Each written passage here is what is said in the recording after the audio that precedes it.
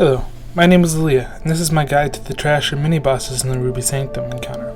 This video was made as of patch 3.3.5, and various aspects of the encounters could be subject to change in future patches. First, let's start with the trash pulls. There's only 2 trash pulls which are particularly worrisome in the Ruby Sanctum, but I'll briefly cover the abilities of all the trash mobs that you will encounter. The most worrisome trash comes in the form of 2 separate packs which patrol the back and consist of 2 invokers, 2 assaulters, and a commander each. As you can see here, the key to successfully dealing with these trash is to have one tank taunt the commander and pull it a decent distance away from the group. Bring down the commander first. The reason we pull the commander away is because he gives a buff to all of his allies which will increase their damage and his. This, combined with his own mortal strike, means that if he is near his allies when he gives this buff, they will be too difficult to tank, and the raid will likely wipe.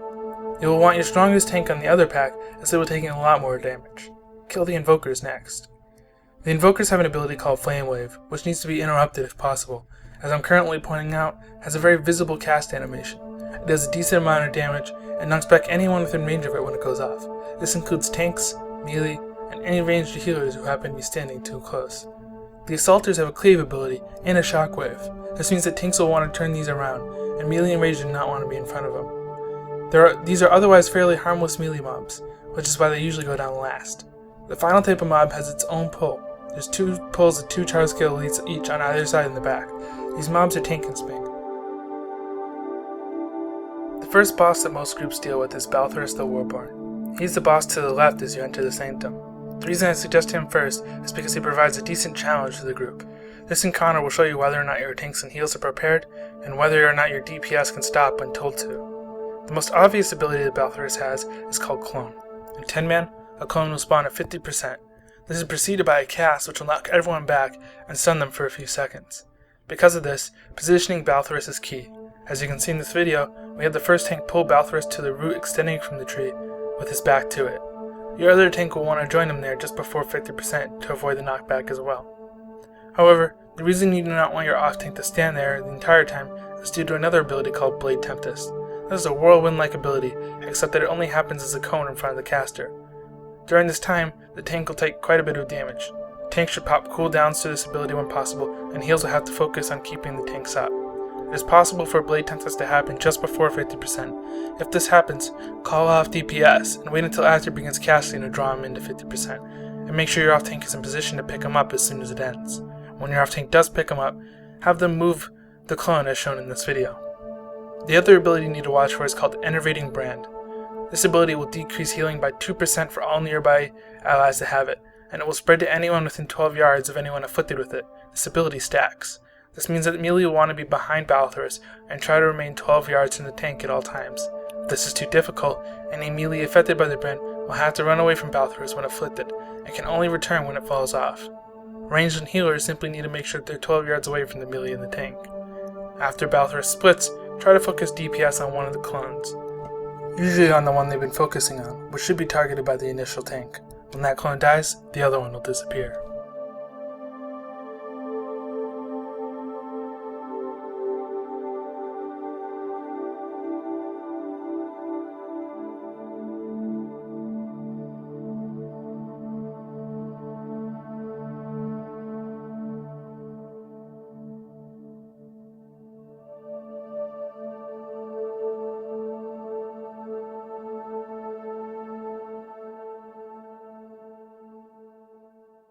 The next mini-boss is Saviana Ragefire, a Drake on the right side of the Sanctum after entering. Like all dragons, she has a breath. I didn't notice a tail swipe or a thrash.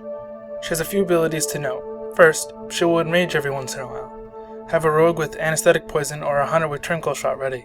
If none of these are available, tanks will need to pop cooldowns, and healers will need to keep the rate up through the AoE. You may want to figure out some sort of tank swap for cooldowns if no hunter or rogue is available.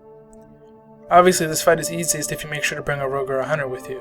Occasionally, Saviana will fly up into the air and out of range of the raid. At this point, your raid should group up in a tight pack. Ours didn't, and you'll see why that's a problem here.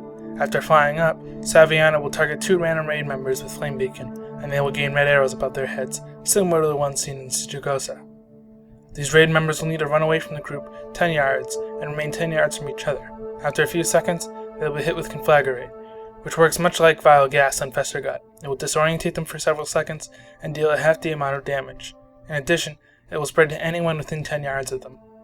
It is possible for a tank to be hit with conflagrate. Should this happen, the tank not currently tanking will need to pick the boss up, as the conflag tank will still be under the effects of conflagrate when she flies back. As you can see here, one of our hunters was too close to the tank and conflagged him. The other tank didn't pick him up, so Savian went for the next highest aggro target, me. Aside from the air phase and the enrage, Savian is a simple and easy tank and spring. Coordinate grouping up to minimize the risk of flame beacon targets running around into a stray raid member, and you'll win.